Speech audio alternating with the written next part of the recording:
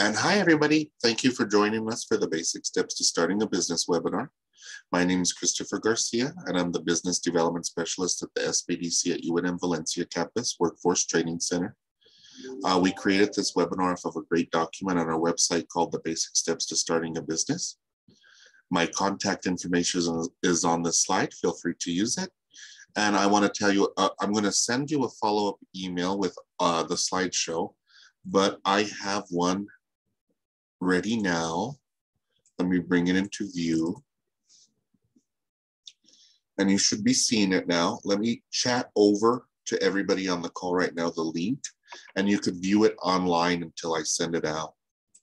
So let me go to everybody there, and if anybody could test it for me, make sure that you could see that email from the link in the chat. If you would just raise your hand for me if you're able to see that link. Perfect. So that's the email I will eventually send out, but I wanted you to have the link to access it immediately. Thank you for raising your hands. Perfect. Let's go back to the slides. Let's move on. Okay, before I begin, let's go over some webinar ground rules. And everybody on the call right now is muted and you're not sharing your video, so don't worry about any mishaps or anything like. Only I have to worry about the mishaps today. There's a feature to raise your hand, and I've already used it with you guys. So if anything's going majorly wrong, I'm frozen, you can't see my slides, I'm on the wrong slide, if you'd raise your hand for me so I know something's going on. And I'll ask you throughout the presentation to raise your hands to make sure everything's flowing okay. And I'm guessing everybody could see and hear my slides and hear me. If you can't at any point, do raise your hand. If you have any questions, please type them into the Q&A feature at the bottom of the screen. And just so everybody knows how to use the Q&A feature, can you type a hi, hello, how are you into the Q&A? And let's reserve the chat just for if there's a technical issue or something private, but let's use the Q&A to ask questions so everybody could see the answers. Perfect. Hi, Don. Hello, Christina. Hi, Juana. Good morning, Trish.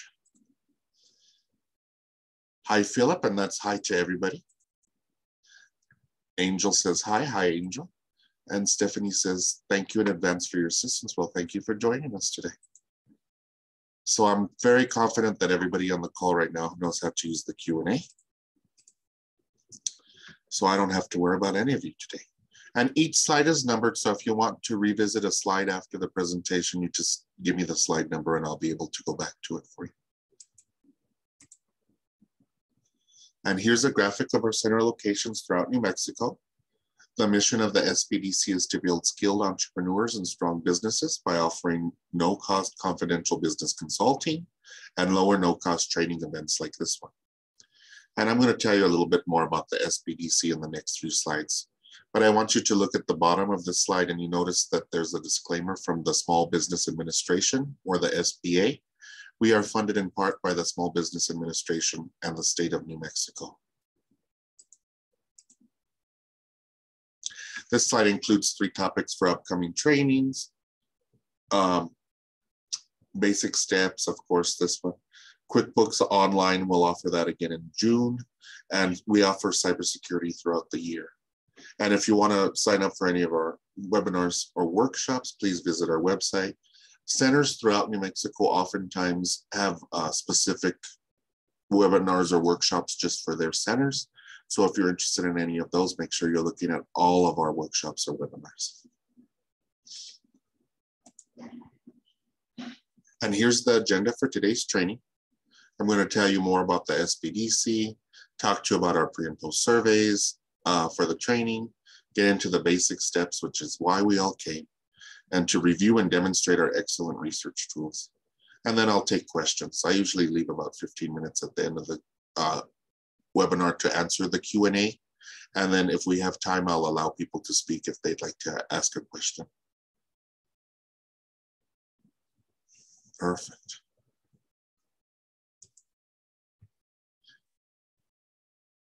Again, we offer two major services: confidential business consulting and low or no cost business trainings. There are no limits to how much no cost counseling you can receive or how many training events you can attend. And we have centers throughout New Mexico, so there's sure to be one close to you. And if you look at the graphic in the upper right-hand corner, it shows what we do. We renew, grow, launch, and start up small businesses.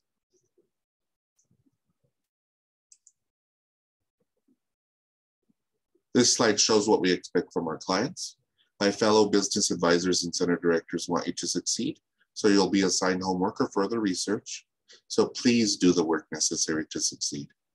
And we can't make decisions for you or offer tax or legal advice. We could only connect you to the information you need to make educated decisions. And part of making educated decisions includes working with licensed professionals like attorneys and accountants.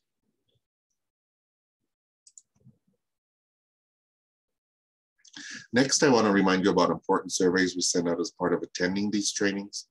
Everyone who registered for this webinar should have received an email from Annalena Speck saying, in anticipation of the upcoming basic steps to starting a business in New Mexico event you have registered for, we would like to collect some preliminary information from you.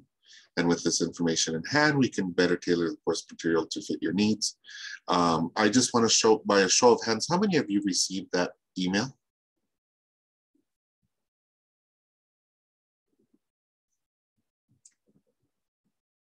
Okay, most of you did. If you didn't, please check your spam or your junk folder, because sometimes they have a habit of going in there. But if you would please do both the pre-survey and the post-survey for us. It's part of our deliverables for offering these webinars and workshops, and we do value your feedback. So I would just want to remind you about that.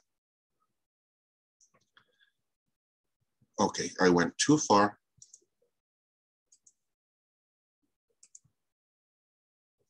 Okay, very good. Now let's talk about starting a business in New Mexico now that we're done with all the paperwork stuff. Before going into business, there are some important things you must consider. Will I make enough money to live? Will this replace my current income? Do I need the benefits offered by my current employer, like retirement plans, medical insurance, dental insurance, vision insurance, disability insurance, and life insurance, or other important benefits? Can you replace those benefits by starting your business? You must also think about your educational background and skills. Do you have the correct educational background and skills to understand and operate the many facets of a business? This includes bookkeeping, accounting, human resources, supply chain management, which is my least favorite, sales, and that's just to name a few. If not, you may need to hire somebody to perform the tasks or get further education in those tasks. And you could do that by attending some of our webinars and workshops. But there's a great form on our website. It's called Test Your Potential as an Entrepreneur. And the links do not like to work from my slideshow on my computer. So let's see if this link works. If not, I'll show you from the follow-up email. Let me show you from the follow-up email. Make it a little bit bigger. Test your potential as an entrepreneur. Let me show you what's in this document. It's a gauge of where you're at in the different skills to operate a business. Do you rate yourself? And this would really open your eyes to where maybe you need more education or training. Then there's some myths and misconceptions about being an entrepreneur.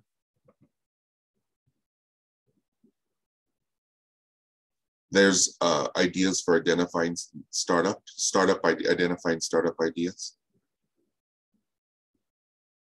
There's the feasibility analysis, which I enjoy doing.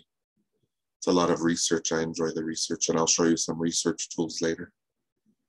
Here's estimating the cost of a startup, and this brings me to a great point. We have our own proprietary software for doing business projections. So this is a great starting point, but part of being an SBDC client is having access to that software. And it's a really easy to use, very thorough, good software. So I urge you to take advantage of that.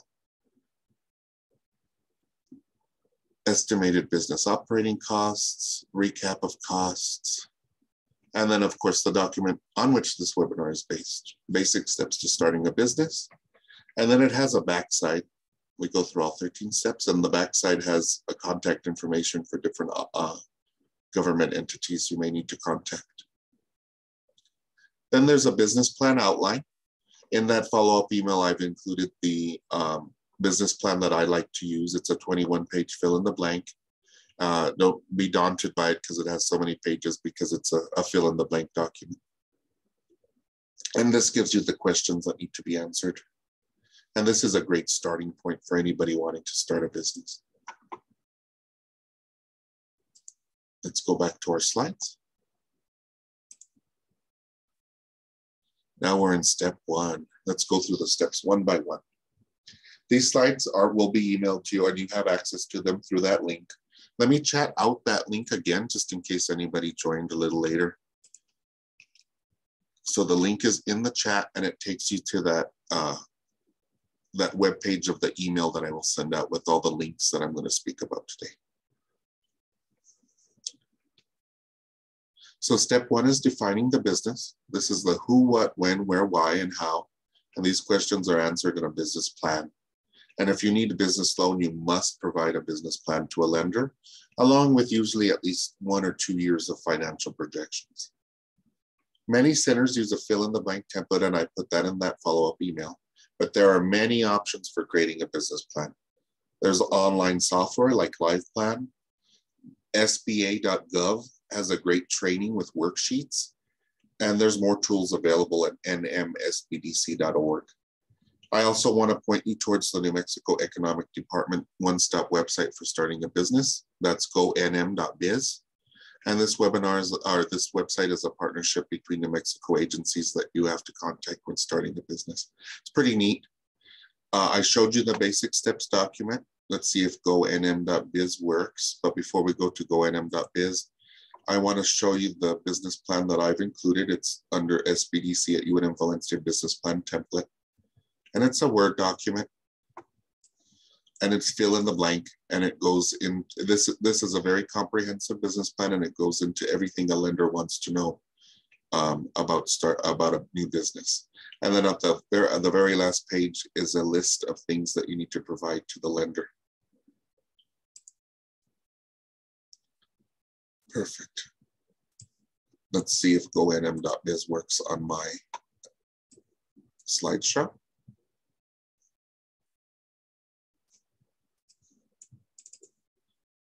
It's not cooperating with us to go today. But it's short enough, we could go to it. So this is the Economic Development Department's website. It's one of my favorite websites to visit. The first page has a lot of detailed information about the department, but what I want to point you towards today are the business resources. And under business resources are EDD programs for business. And you could go through and you could read the different programs, but I want to go over some under finance development with you today. And the first program I want to talk to you about is LEDA, or the Local Economic Development Act. And what this act does is it allows the state to put aside a pot of money to award to municipalities for attracting businesses to start in those locations. And it's usually for rural areas, but they might consider not so rural areas if it has a lot of jobs associated with the business.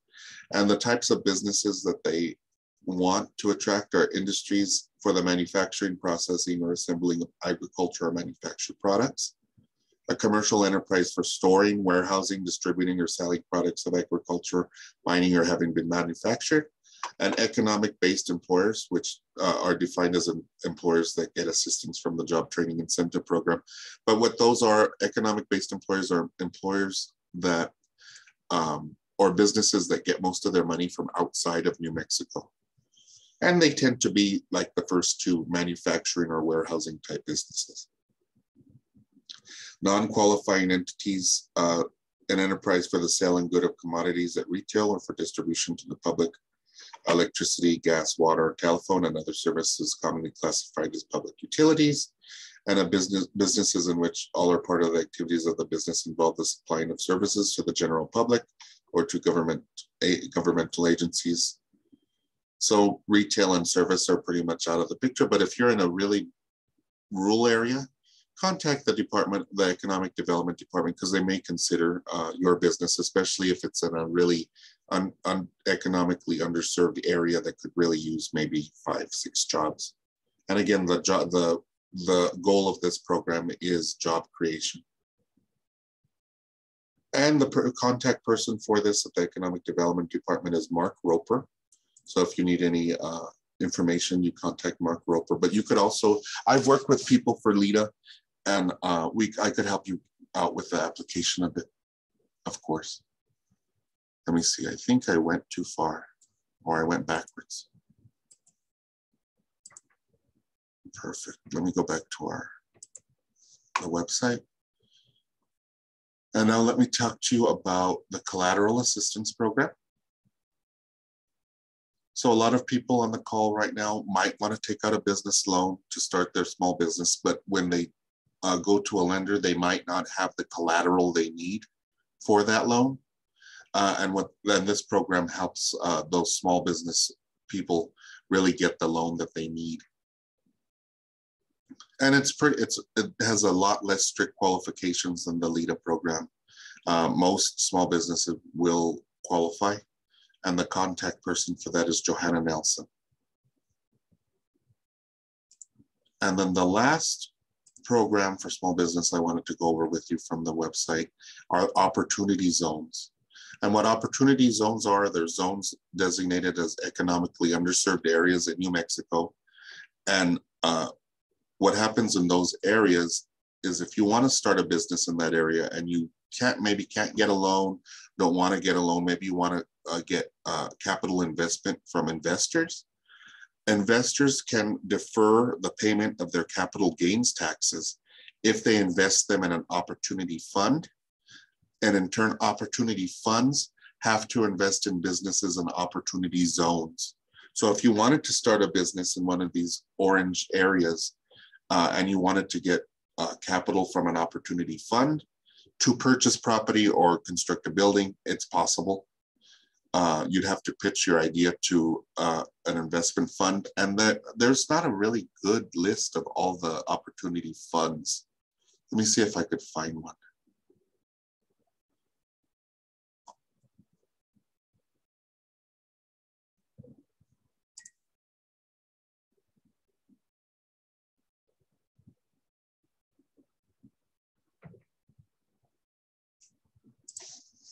There's one from a university back east.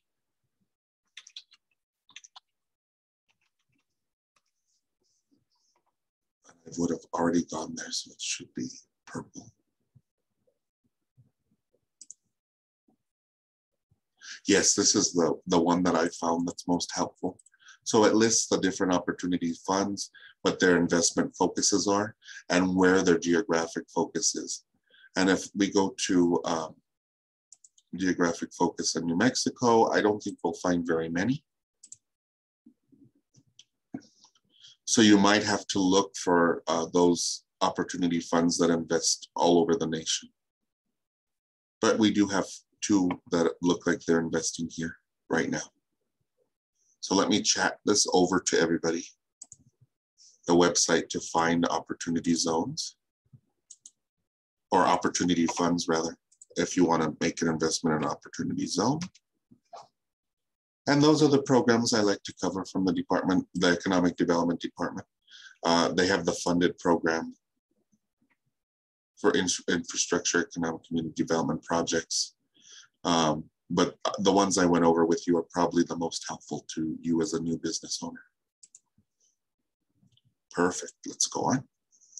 Step 2 is to choose a business name. And there are legal considerations when choosing a business name. And it's very important to find a name that resonates with your target market, looks good on your website, social media profiles, business cards, and other marketing material, is easy to spell and pronounce, and isn't trademarked or copywritten by another business.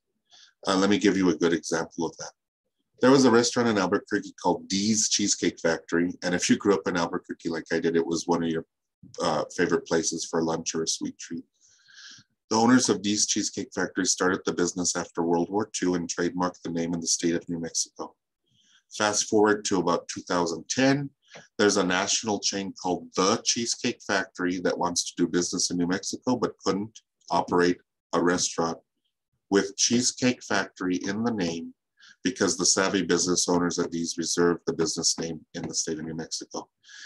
In this example, the small business had the upper hand, but you could imagine how a small business operating under a trademark business name could end up being sued, have to change their business name and all that expensive marketing materials. And they might even fail. And there are two types of trademarks. There's a state and a federal trademark. The first website on the screen is for the United States Patent and Trademark Office, and the second is for the New Mexico Secretary of State's office. These are the two agencies who register trademarks. And we can't provide legal advice, so it's important for you to consult with an attorney before making a decision on a business name. And I'll show you some great resources later in the presentation for that, including the newest member of our SBDC team, the Technology Commercialization Accelerator at New Mexico Tech, staffed by Estefanita Rawlings. And what the Technology Commercialization Accelerator does is they provide no-cost counseling on intellectual property. And Mary, I see your hand went up. Let me allow you to talk. What's going on, Mary?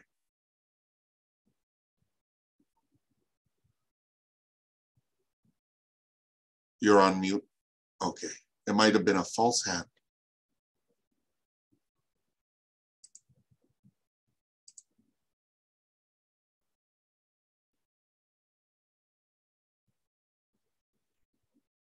Okay, good. Okay. Just wanted to make sure nothing catastrophically wrong is going on. So thank you, Mary, for that. Okay. So that's my spiel on a business name, and I made you all hungry before lunch for cheesecake, I'm sure. Step 3 is choosing and registering your legal structure. The legal structure of your business is its foundation, but you must carefully consider how you wish to legally operate your business. The common business structures are on the slide. Everything but sole proprietorships must be registered with the New Mexico Secretary of State's office, and the paperwork is available solely online. And more information about legal structures can be found in the document on our website called The Basics of Choosing a Business Entity. And let me show it to you on the follow-up email. But I want to remind you, it's very important to consult with a CPA and an attorney when starting a business. So the basics of choosing a business entity, it's the third one down, and it goes over the laws under which you're governed as a business owner. And then it talks about the different types of business entities.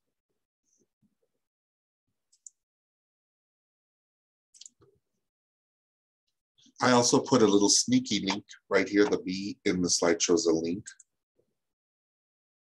And a lot of people, oh, it's moved since. So disregard my comment about the link. But a lot of people ask me about benefits corporations. And what benefits corporations are, they're kind of a new concept, but they're corporations that get certified as benefits corporations because they provide a public good. So they donate a certain amount of their time or money to certain non-for-profit causes. And I'll try to find another good link about B corporations for you all.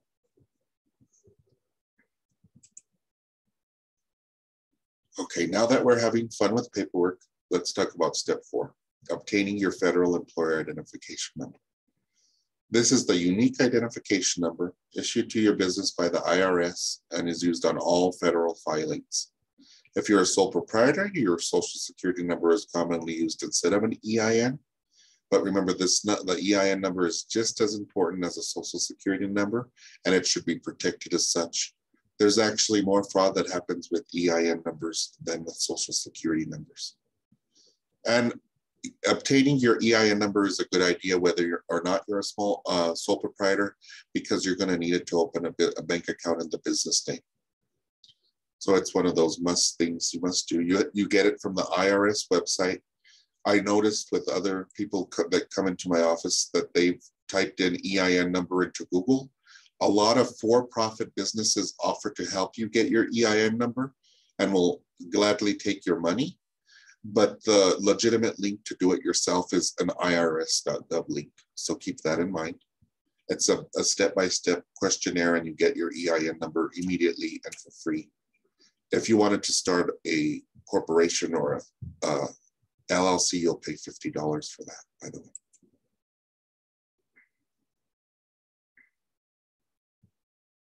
Let's see. Okay, continuing with the paperwork requirement. Step 5 is to register with the New Mexico Taxation and Revenue Department to obtain a B-TIN. It used to be called a CRS ID, and that stood for Combined Reporting System, but now it's B-TIN, which stands for Business Taxpayer Identification Number. And it's used, and you're probably wondering, what the heck is this used for? Well, it's a unique identifying number used by the New Mexico Taxation and Revenue Department to record and track your business's collection and payment of gross receipts tax. And if gross receipts tax is a new term for you, you might recognize it as the tax you pay whenever you buy goods or services in New Mexico. It's usually around 8% and shows up at the bottom of a receipt. The online registration form is free to complete, but you may want to seek the advice of a bookkeeper or a certified public accountant when completing the application, especially if you don't want to track and report your gross receipts taxes yourself. If you're going to have a bookkeeper do it for you, probably consult with them before you do any online registration. And I want to remind you, you have to file your gross receipts tax reports on a monthly, quarterly, or bi-yearly schedule, even if you don't have gross receipts taxes to report. Therefore, the department offers a great online training, and I put that on the slide. Let's see if it opens up from my slideshow. Oh, it did, wow. So here is the direct link to the workshops from the New Mexico Taxation and Revenue Department. They have 3 pre-recorded workshops. One is the new business workshop. The next one is the new employers workshop, which will tell you about state tax withholdings for small business owners. And the third is they had a CPA do a spiel about IRS, your IRS obligations. So those are a must for everybody on the call. Even if you're not going to do them yourself, you're going to go to a bookkeeper or an accountant, it's best to know at least the basics about it so you can answer questions or know if you're getting into a bad deal. Let me go back to our slides. Step 6 is to obtain your local business license and other applicable licenses. When doing business in New Mexico, you need a business license in the municipality or county where you have a physical presence. For instance, if say you were Teofilo's restaurant and had a physical presence in Los Lunas, you'd get a Village of Los Lunas business license. Say you had a food truck and you had a physical presence in Los Lunas, but also had a physical presence when you drove your food truck to say Albuquerque, you'd have to obtain a temporary or full license in the city of Albuquerque. And some of you might be thinking that you're going to do business online or in another state. And this means getting a business license in any place where you'll physically conduct commerce. And if you're talking about this from an IRS perspective, they talk about this as a nexus, a business nexus. And each municipality or county has different requirements for obtaining a business license. So it's best to check with your municipal or county office or consult an attorney for further advice. For instance, the City of Rio Communities asks you to sketch a floor plan of your business, even if you are a home-based business. And Socorro County doesn't have a formal business licensing process. They just have a letter on their website that says, if you're operating a business in Socorro County, you do not need a business license. But you have to get your gross receipts tax ID number, or your B-TIN is what they call it now, before you could apply for a business license. That's the main thing you need to get before. And I see a hand. Juana, did you have a question or is something going wrong? Let me allow you to speak.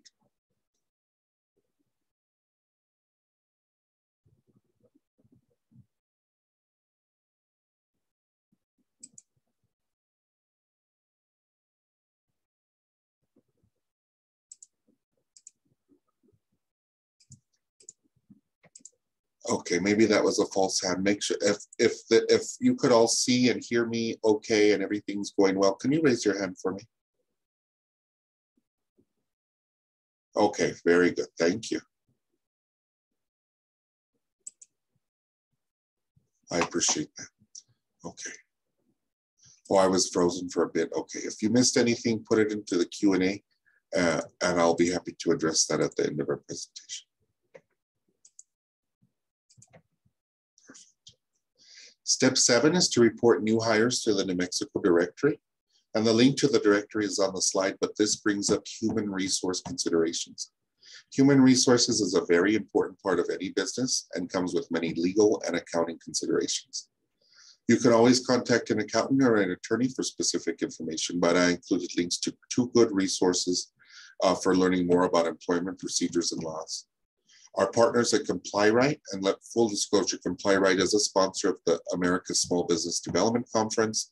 They are a for-profit business, but they have a great learning center that teaches you a lot of what you need to know about human resources. So that's my first good resource for you. And then there's the government agency called the Equal Employment Opportunity Commission, or the EEOC.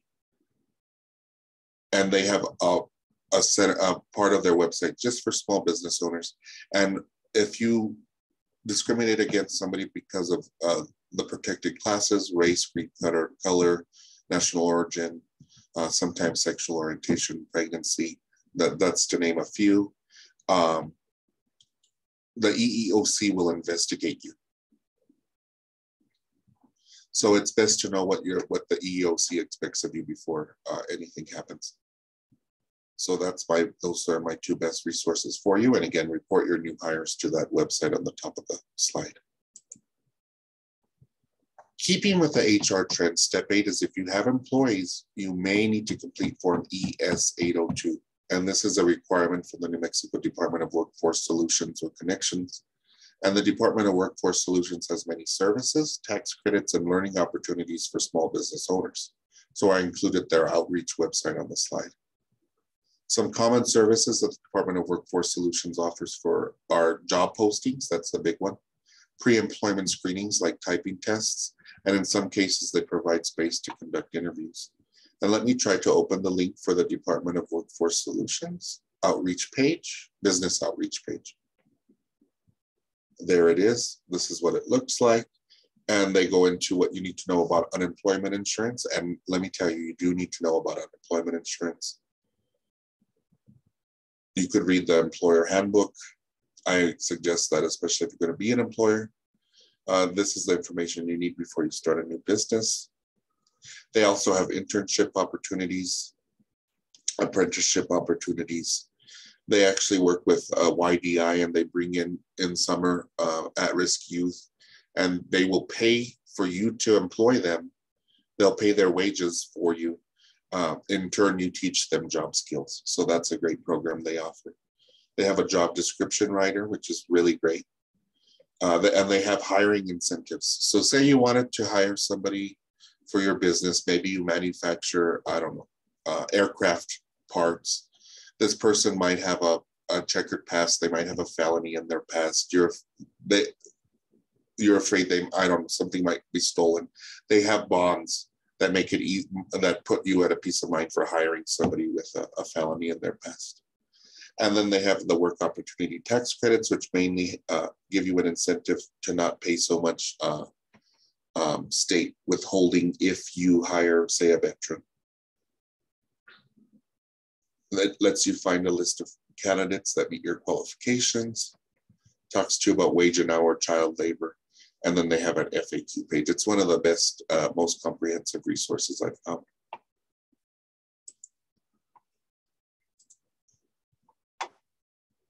Let's go on. Step 9 is if you have employees, seek the assistance of an accountant. You can see all the tax acronyms on the screen like SUDA, FUTA, FIT, SIT, FICA, HOOF. And if you aren't willing or able to deal with them, please seek the assistance of a bookkeeper or an accountant. The IRS website also has a wealth of information about your federal tax obligations. And my favorite is the IRS Small Business and Self-Employed Tax Center. Fingers crossed it opens for my slides. Very good. And the link on the slide is directly for the Small Business Tax Workshop. It's kind of hokey pokey. It's a funny workshop, but it goes over everything you need to know about federal taxes. If you're like a single member LLC, you're not going to have employees. take the first 4 lessons. And if you are going to have employees, take all of the lessons. And it's well worth your time. It takes about an hour and a half, I think, maybe a little bit longer than that. And let me show you on the follow-up email. I have a link for the IRS Small Business Tax Center.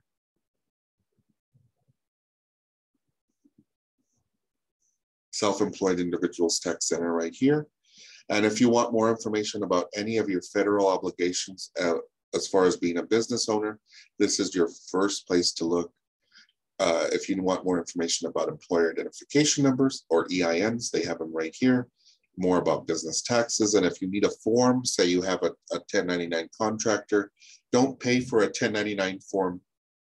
A lot of my employers say, oh, I have to go buy them at X place. They actually have all the forms for you ready to print online, and you could even type into them.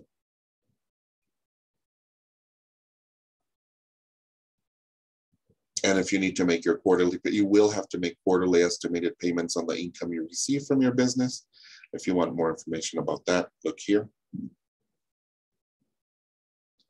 And if you want to learn more about business structures, this is a great resource for you. So one of my favorite and most helpful resources out there. Step 10 is to seek the assistance of an attorney. And we talked about some of the legal landmines in starting a business. And attorneys are licensed to answer those questions. I put some links for you there. Let me show you from the follow-up email, it's easier. The State Bar of New Mexico, which is sbnm.org, has an online directory under For the Public, I Need a Lawyer, online bar directory. And you could find a lawyer in a practice area based on county. So there's a lot of options here, but I only use practice areas and practice counties. Under practice areas, you might be looking for somebody who practices in business and corporations. There's taxation, there's employment law, there's estate planning. Those are some of the different categories you might need. And then I usually go for the county. And if you're in a small place, like I'm in Valencia County, smaller place, you may not find the resources you need, but they've been really good with categorizing these attorneys who practice in these areas. They might, and it tells you what county they're located in. Most of them are outside of Valencia County, but there's one in Valencia County, which is really neat. 2 in Valencia County. And this could give you a better idea of who you could contact if you need that legal advice. If you're writing a business plan, they often ask you who's your attorney.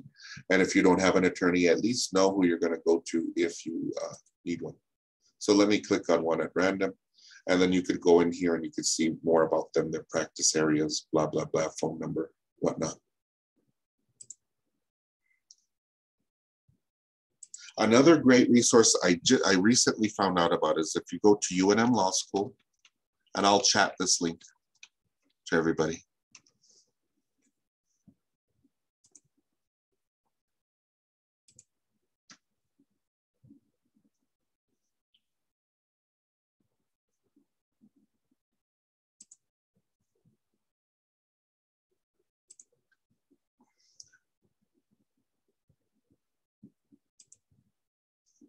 The UNM Law School has they have their law students go through clinical programs where they have to provide legal advice for people in different categories. I haven't had any experience with this, but I've heard that they're very helpful, and even if you don't really want to talk to anybody, they have a lot of resources, books, research for you. So under economic justice, they help people, they have an entrepreneurship component. So students counsel and provide transactional legal assistance to entrepreneurs in low-income communities around issues such as formation of business entities, compliance, governance, and contractual matters. So let me chat that over to everybody. So you have that resource. That was one I've recently learned about. It's not a legal resource, but it's a resource that could help you with finding research-based on some legal actions, it's the United States Patent and Trademark Resource Center. So New Mexico State University has the grant that holds the Patent and Trademark Resource Center, and the person who does that research is David Irvin. But if you're wanting to research somebody who might own a patent or trademark, maybe you want to use their patent or trademark, David Irvin could help you with that research for sure. It's open to the public anywhere in New Mexico, and he's a wealth of information. And finally, we have the New Mexico Tech, TCA, or the Technology Commercialization Accelerator. Please don't make me say that again. And that's staffed by Estefanita Rawlings. And again, they provide no-cost consultations regarding patents, trademarks, and copyrights. And Estefanita's a whiz with that database. So if you do need any of that information, give her a call. She meets with people by Zoom. So no matter where you're at in the state of New Mexico, she's able to meet with you, as long as you have high-speed internet. Okay, let's move on to step 11. Step 11 is to review the guidelines for compliance with the Americans with Disabilities Act. This is a major legal landmine for small businesses, and it should be considered carefully. And they have resources on their slide, on their website. I put their direct link on the slide because it's kind of hard to find on their website. So I wanted to give you the direct link. And they have a primer for small business. Especially if you're going to have employees or you're going to have a storefront, take a look at that primer for small businesses, because there are people who make their living off of suing small business owners based on ADA compliance. So please be very careful with that.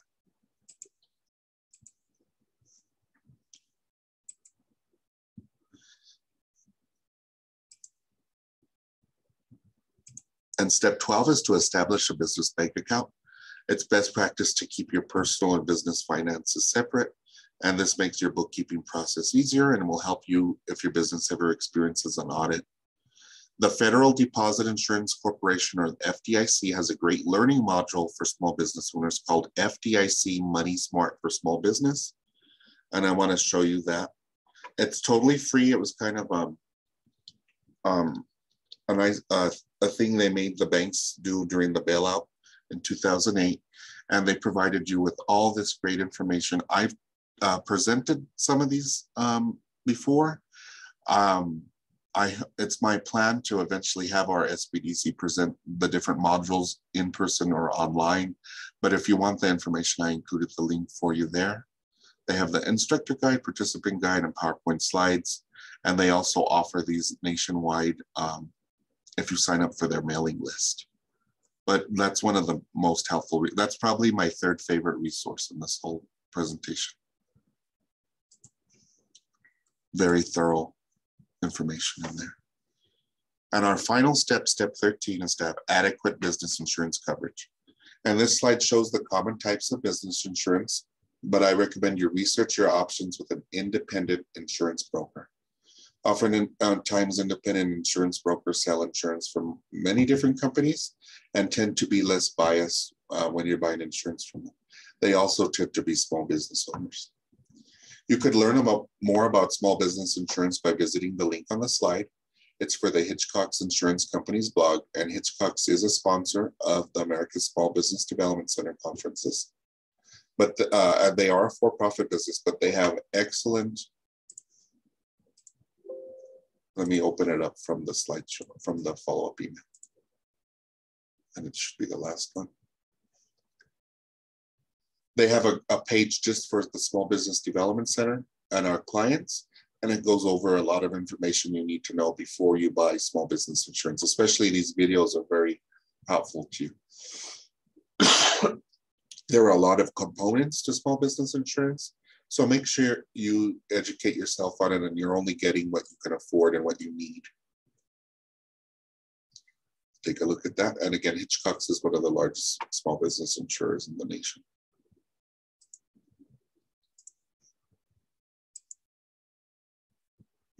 Oh, we could take a breath now. We covered all 13 steps to starting a business.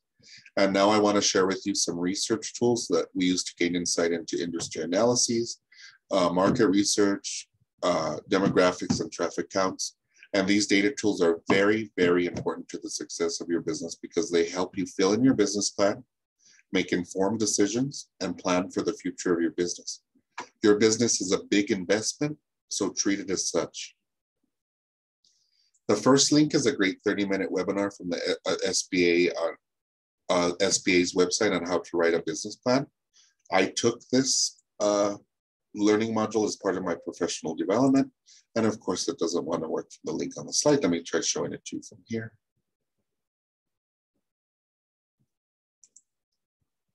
Here's the SBA's business plan lesson, but that's not the one I wanted to show. That's a great resource, but I wanted to show you the one on the learning platform. And under learning platform, there's Learning Center. And then there's the, oh, I guess they got rid of a set for me. Okay, there's the plan run right here. Let me chat that out to everybody. A direct link.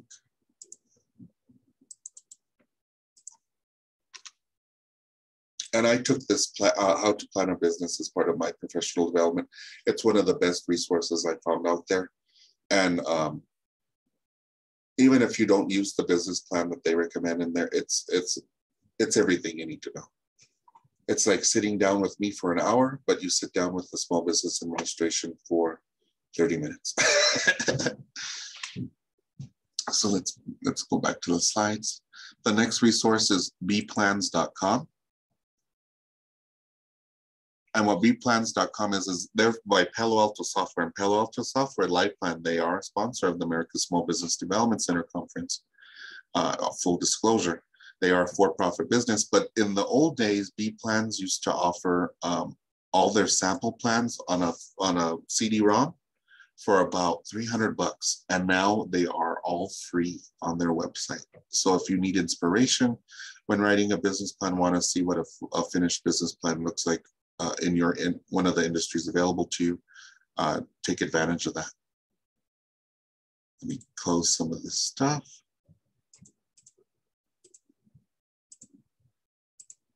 And let's go back to our slides. I'm going to demonstrate Census Business Builder for you, but the third one is, the link is for Census Business Builder. It's a no-cost database that allows you to find demographic information about your customers, census stats about businesses in your industry, and estimates of yearly household expenditures. And the last link is for the Middle Rio Grande Council of Governments Interactive Traffic Counts map. And it allows you to enter an address and see what the average weekday and average weekly traffic counts are for a stretch of road. If you don't happen to be in the Middle Rio Grande Council of Governments jurisdiction, you might be further north, further south. They publish the data in reports, but the only place you're able to look at the interactive map is through the Middle Rio Grande Council of Governments. And then we have some paid databases. As part of being an SBDC client, you have access to. You have to make an appointment with your local SBDC to gain access to them. We have IBIS World, which is a listing of different economic reports about industries. Reference USA, which is like a phone book on steroids if you're looking for, say, people with an interest in exercise in the zip code 87003. I could pull a list of those with addresses and you could send them a postcard mailing. Or if we're doing research for your business plan, you want to know how many people in 87031 in the Los Lunas zip code have a household estimated household income of 100,000 or more. We could pull that number for you. And then I have access through UNM, and our UNM SBDCs have access to Mintel marketing reports, which are reports put together by marketing professionals and talk about trends in the industry. Those are really cool. The first one I want to demonstrate for you is Census Business Builder. Remember, this one's free. The link is on the slide. They have two types. They have the Small Business Edition and the Regional Analyst Edition. If I was in a city like Santa Fe, Albuquerque, Las Cruces, I would use the Regional Analyst Edition. It's a little bit more thorough. But if I'm in most of New Mexico rural area, I'll use the Small Business Edition. Information in this database is categorized by NAICS code or NAICS code. They have buttons here that give you some of the more common types of NAICS codes, but if you need your NAICS code because your business is a little bit more specific than one of these, contact your local SBDC because we have to put one in your client record before we could advise you. In our example, let's just use restaurants because there's a lot of restaurants and I don't want to look up a NAICS code right now. And then you could search based on state, metro area, county, city or town or zip code. Let's do the city of Belen. And you got to wait until it brings a drop-down menu and then you have to select their choice before they let you move on. And then you could explore these details on a map. I'm not a fan of the map just because my home computer doesn't have enough whatever makes the computer run to get fast internet. I like to create a report. And I'm a more read it and learn type of person. And then let me show you what's in this report. It gives you the demographic characteristics of Belen, New Mexico, total population.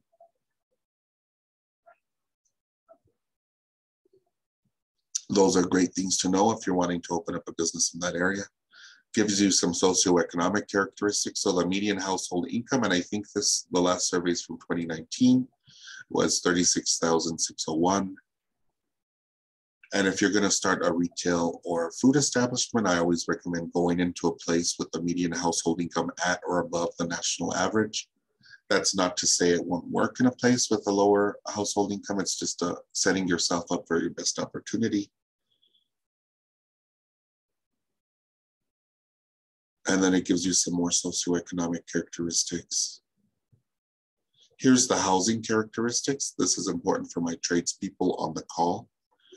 Say you're a plumber, contractor, you'd want to probably want to start your business in a place with high, medium and owner-occupied housing unit values and old homes. So we have old homes, low values here in Belen. But say you went to a place like Los Alamos, you have old homes with very high values. So you could use that to make your business decisions there. Say you wanted to start an apartment complex in Belen. It's important to know, is it cheaper to rent or own your home in Belen? It's cheaper to own in Belen, but in a place like Albuquerque, it's probably cheaper to rent an apartment than it is to own a home. So that's an opportunity for you there. Then it gives you some information about employer establishments like yours.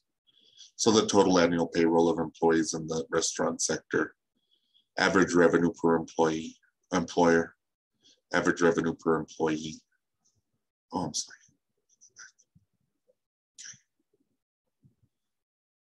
And then most of the data is not available in small places. There's just not enough data to let that out to the public. And then my favorite part of this report is consumer spending. So if you wanted to do research, maybe you sell women's apparel or women's shoes online, and you wanted to research which zip code or which city in New Mexico has the highest expenditure on women's apparel. And in Belen, they spend about $500 on women's apparel. And this is per household per year. Don't ask me how the Census Bureau knows that they do. I could start to do my research like that. Where should I spend my marketing dollars? Should I spend my marketing dollars in Belen, New Mexico? Should I spend it in Santa Fe? And if I was going to run an ad for women's apparel, probably go into a place with a high expenditure or go into a place where they don't often have a place to purchase women's apparel. The one that makes me laugh is the dating services. And it keeps growing every time I look at these reports, it grows. So that's Census Business Builder. Let me show you IBIS World.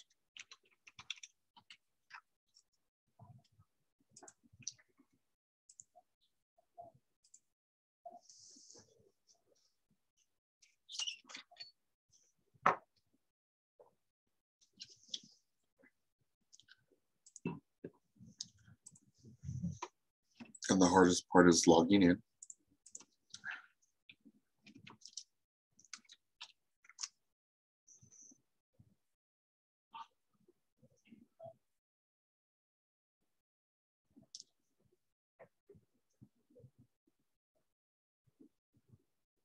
Let's let it load.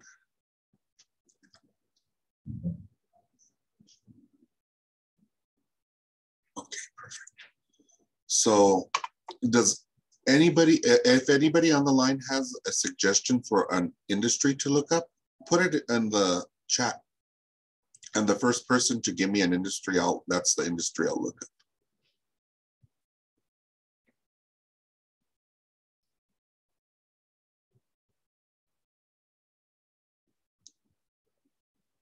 Oh, Trish says bakery. I like that idea. Right before lunch. Bakery cafes. And this is where you might need the assistant. Well, you definitely have to make an appointment with the Small Business Development Center to access these. But sometimes you can't just look up bakeries. So there's bakery cafes. There's the manufacturing of breads, bread production, bakery cafes, depending on what you want. We're going to look at the cafes today, because that's probably what most people think of. Sometimes you come into my office and you think you do one thing, like you think you sell or you're a retailer of office supplies, but really you're sometimes a manufacturer, a wholesaler, and a retailer of office supplies. And each one of those industries has a different report. So let me show you the high points of this report. So what drives the bakery cafe industry? Well, it's consumer spending, consumer confidence index, healthy eating index, per capita coffee consumption, and national average minimum wage. It gives you your first and second tier suppliers, your first and second, if you had second tier buyers, but you're marketing straight to the consumer in this case. And then let's go down a bit. Let's see what our drivers are doing. So this tells you if the drivers are growing, declining, or staying the same. And this industry revenue, it tells you what the total industry revenue across the United States is. So this is an $11.7 billion industry. It's projected to grow 1.3% between 2021 and 2026. Profit was down in 2021, but it looks like it's on an upward trend. The profit margin in this industry is 4.9%, which means that about 4.9 cents out of every dollar will go into the business's profit. That tells me you're going to have to sell a heck of a lot of coffee and bread to make money in this business. And the annual growth of the profit margin was going down in between 2016 and 2021, but it looks like it's on the rise. The number of businesses is projected to increase 1.5% over the next, say, 4 years. Employment is on the increase, and so is wages. So those are all very important things to know before I go into this business. This tells you what the product and service segmentations in this business are. So it looks like most people go into this place for pastries, cookies, and cakes, who would have thought? And then bread and sandwiches, and then beverages. Gives you the SWOT analysis of the industry, which is strengths, weaknesses, opportunities, and threats. And it says Panera Bread Company is one of the major players in this industry. It gives you a lot of narrative about this industry. Another one of my favorite parts is where this business is at in the business life cycle. So this one happens to be in the quality growth. That means it's probably a good time to start this type of business. If it's in the quantity growth, that means more businesses like this are going to come up. If it's in the maturity, that means you're competing with businesses probably that have been around for 8 years or more. And businesses in the decline mean there are going to be more businesses like this closing than opening. So this looks like it has a positive outlook. And then my favorite part of this report are the major markets. So who is your target market? Who are the people you want to really target to come into your business? And it's people in the highest income quintile. It's the Richie Riches. And then it goes down from there. But you would really want to spend your marketing dollar trying to attract that market demographic to your business. And that's what I wanted to share with you about the IBIS World report. Very great report. And then we have Reference USA. And again, and now it's called Data Excel, but it used to be called Reference Real Estate. This is the phone book on steroids I mentioned. So let me show you how you could use this for your business planning. So in the business plan, they're going to ask you, who are your competitors? And since we use the example of a bakery, let's use that again. And let's do that in a zip code. And let's do 87008. And let's do one in Albuquerque so we can get one. 87102, downtown Albuquerque. And then keyword and NAICS, we usually search on NAICS codes. We could also search on SIC codes, standard industry classification codes.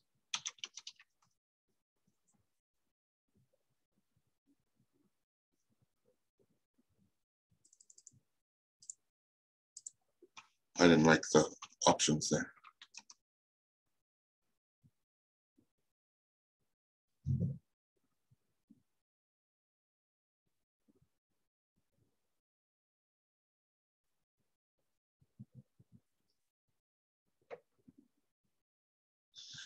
Let's use donut manufacturer. Well, let's not do manufacturers. Let's do,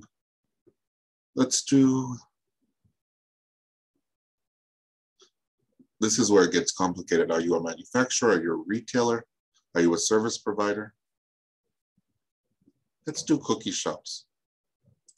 And let's do baker's cake and pie. Let's see what we get for that.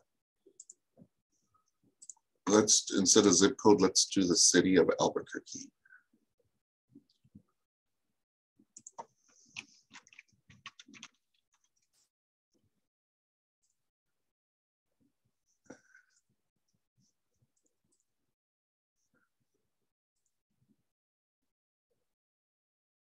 There are not 8,189 bakeries in Albuquerque.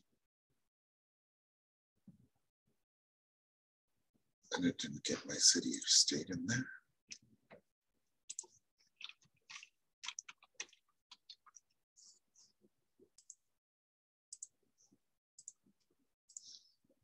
There are 26 that come up in those categories you put in there. And here they are.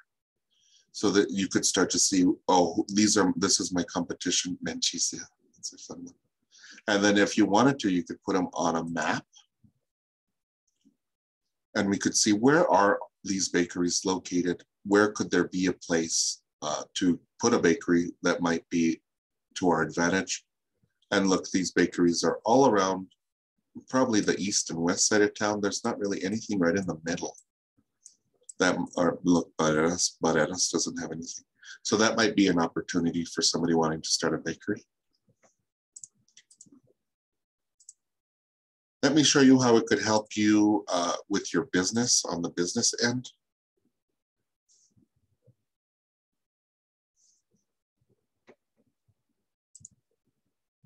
So let's do, so whenever we're pulling a list for your business, say you want to send out a postcard mailing to somebody, we want to get as specific as possible, because remember, each of those postcards is costing about $1.25 to mail. So let's do zip code, and let's do 87002, that's Belen. We want one person per household. And usually these things are the quintiles of income, or people in a household income of 100,000 or more. If you're a tradesperson, you want to look at home value. You want to go into places with high home values. So let's look for a restaurant. It would be, the target market would be individuals or families with household incomes of 100,000 or more. Then we could look at lifestyle characteristics. So are these people bargain seekers? Are they purchasing online? There's a whole lot of different characteristics we could go through there. And then we could review our results. And you have to purchase this list from Data Excel if you want to email or call these people. But if you want to send them a postcard or a letter, you're more than welcome to do that with these lists. And there are quite a bit of people in Belen that have that household income. So those are the databases in a nutshell. Oh, and Juana asks, can we look at the marijuana industry? Since we are federally funded, Juana, we cannot advise about the marijuana industry. So thank you for bringing that up. I appreciate that.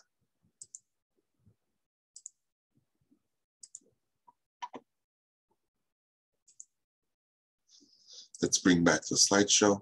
Since this is a COVID-sponsored webinar, I wanted to give you a slide with the most up-to-date and accurate resources for learning about COVID-19 procedures for small business.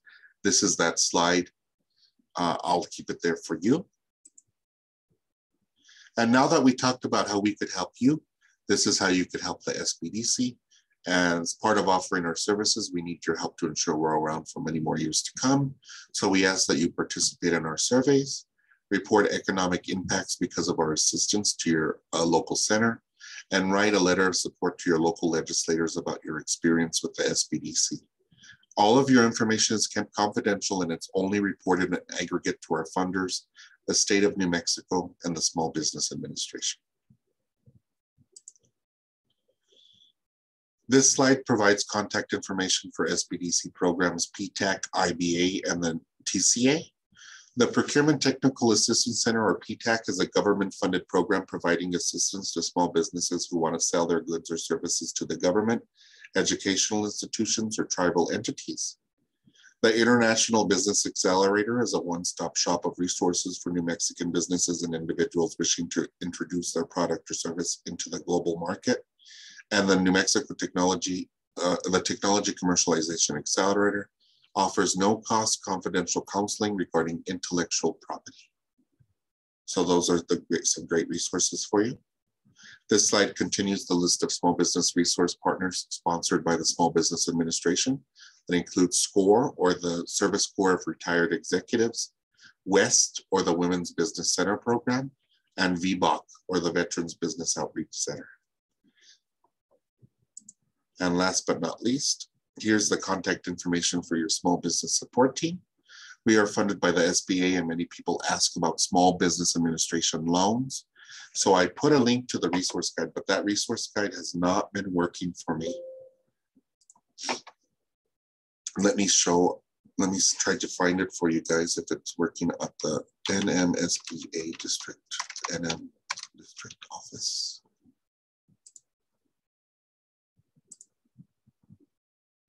John Garcia is the lovely leader of the Small Business Administration. And the resource guide is still offline. So let me show it to you in a different way, because a lot of people will ask about Small Business Administration loans. If you go to sba.gov, at the top of the website, you'll see funding programs, and then you'll see loans. And they have a tool on their website called Lender Match. And if you're interested in finding a lender who's willing to work with you, you could use that program. There's really 3 options for a new business in New Mexico, or at least the Albuquerque metro area. That's the Loan Fund, WEST, or the Women's Business Center Program, and DreamSpring. Those are the 3. I have to give you 3 options every time I do this, and those are the 3 that I call on every time. And what the SBA doesn't lend directly. What they do is they provide a loan guarantee to a lender, so the loan looks more attractive to the lender. So the SBA reduces the risk and enables easier access to capital. And these are the different types of loans. The most common that I deal with are 7A or microloans. Microloans are under $50,000. And you still have to qualify, based on your personal assets. The SBA just gives that guarantee to make it look a little bit better to the lender. And it's for women, minorities, and veterans.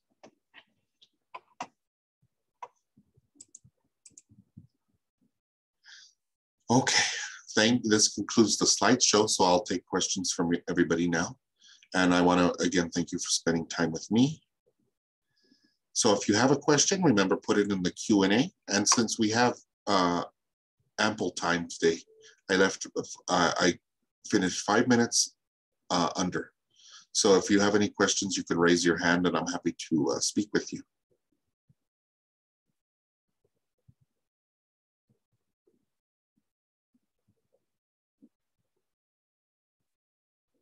Well, don't everybody ask a question at once. Okay, Don, let me allow you to talk, and you're on mute. Take yourself off mute and you could ask me whatever you'd like.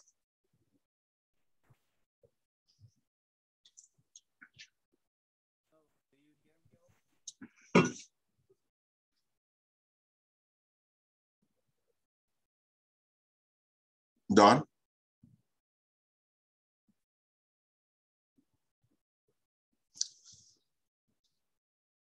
I can't hear Don, so Don, I'm going to put you on mute. Let me go to Christina. Christina? Can you hear me okay? I can. Okay, so there's a lot of information in each of the slides. And I guess, so this is the basics to start a business. I was wondering, does the business plan more or less go through what each of the slides showed us? The business plan will go through a lot of that information, but not all of it. The business plan that I shared with you is geared towards providing a lender everything they need for you to get a small business loan. But it does cover, I would say, at least 10 of the 13 slides that we covered today. Okay. Okay, thank you. Sure. Don, you're still able to talk. I couldn't hear you last time, but if you want to try again, you go ahead.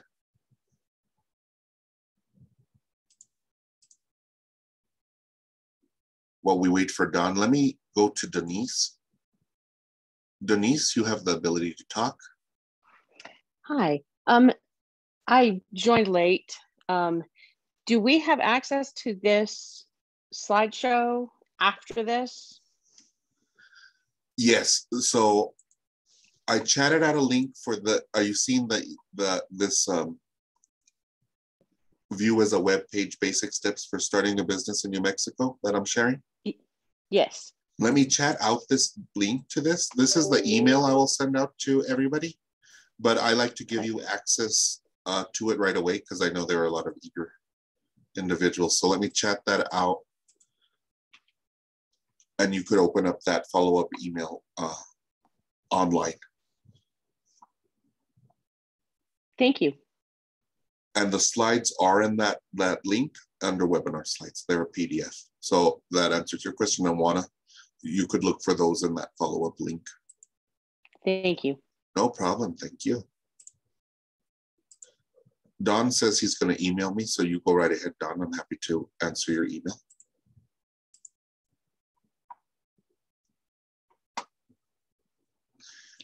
I don't see anything in the question and answer. You're welcome to type your question in the question and answer.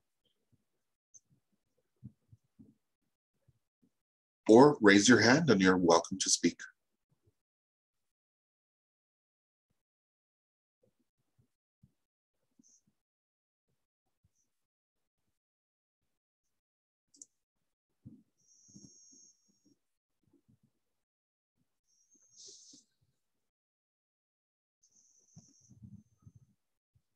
Well, I think I'll let you guys go early today. So if you have any questions, you have my contact information. Make sure to open up that follow-up link and I shall see you soon. Bye, everybody.